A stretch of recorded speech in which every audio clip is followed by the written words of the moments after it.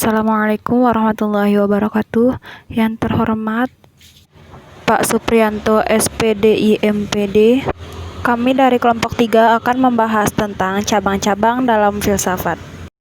Namun sebelumnya, kami akan memperkenalkan anggota kelompok kami. Yang pertama adalah Safa Alivia Arindra dengan NIM 342. Yang kedua adalah Safira Aida Melia dengan NIM 369. Yang ketiga adalah Sekar Ayu Rahmadani dengan NIM 377. Dan yang terakhir adalah saya sendiri, Safa Nabila Andini Putri dengan NIM 381. Materi yang akan kami bahas diantaranya adalah yang pertama cabang-cabang filsafat, yang kedua adalah aliran-aliran dalam filsafat, dan yang ketiga adalah macam-macam filsafat khusus. Langsung saja ke materi pertama, yakni cabang-cabang filsafat. Dalam filsafat dikenal cabang-cabang filsafat, diantaranya adalah logika, epistemologi, etika, estetika, dan metafisika, yang akan dijelaskan oleh saudari kami, yakni Safa Alivia Arindra. 1. Logika merupakan cabang filsafat yang menyelidiki lurus tidaknya suatu pemikiran kita.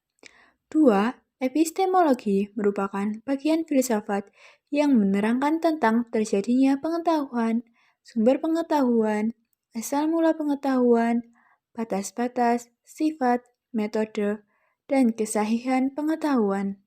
3. Etika adalah cabang filsafat yang membicarakan tingkah laku atau perbuatan manusia dalam hubungannya dengan baik buruk. 4. Estetika merupakan cabang filsafat yang membicarakan tentang keindahan. Objek dari estetika adalah pengalaman akan keindahan. 5. Metafisika merupakan cabang filsafat yang membicarakan tentang yang ada. Metafisika membicarakan sesuatu di balik yang tampak. Selanjutnya adalah materi kedua, yakni aliran-aliran dalam filsafat.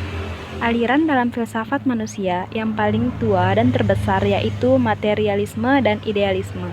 Selain itu, ada pula aliran-aliran lain yang merupakan perkembangan dari aliran materialisme dan idealisme, yang akan dijelaskan oleh saudari kami, yakni Safira Aida Melia. Yang pertama adalah rasionalisme. Rasionalisme merupakan aliran filsafat yang berpegang teguh pada akal. Rasionalisme adalah faham atau aliran yang berdasarkan pada rasio dan ide-ide yang masuk akal.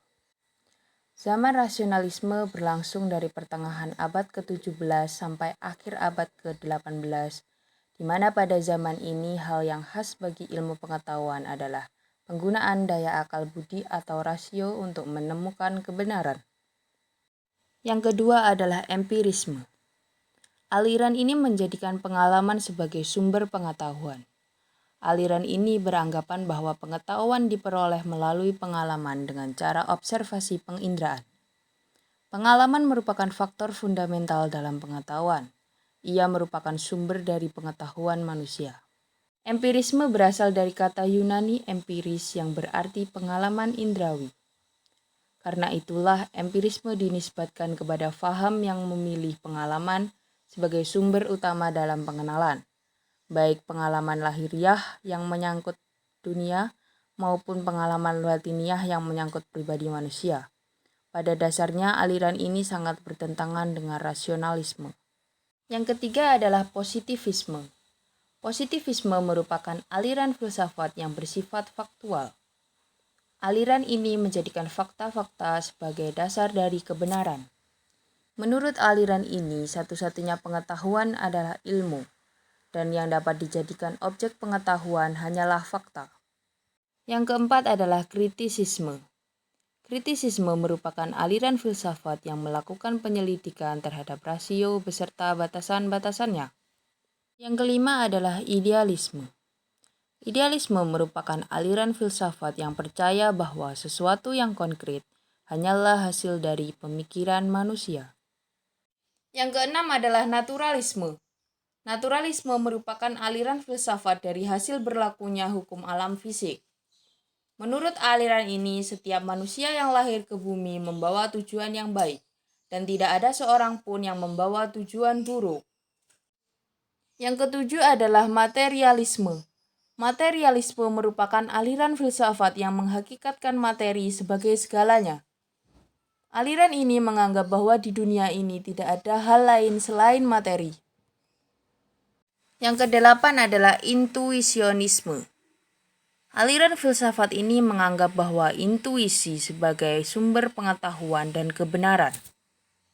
Yang kesembilan adalah fenomenalisme. Aliran filsafat ini menganggap bahwa gejala atau fenomena sebagai sumber dari pengetahuan dan kebenaran. Yang terakhir adalah sekularisme. Aliran filsafat ini membebaskan manusia dari hal-hal yang bersifat supernaturalisme atau keagamaan. Dalam kata lain, sekularisme hanya bersifat keduniawian. Sekularisme mengarahkan manusia untuk tidak percaya kepada Tuhan, kitab suci, dan hari akhir. Selanjutnya adalah materi terakhir, yakni macam-macam filsafat khusus, seperti interdisipliner, fisika, matematika, biologi, psikologi, sosial, dan linguistik, yang akan dijelaskan oleh saudari kami, yakni Sekar Ayu Rahmadani.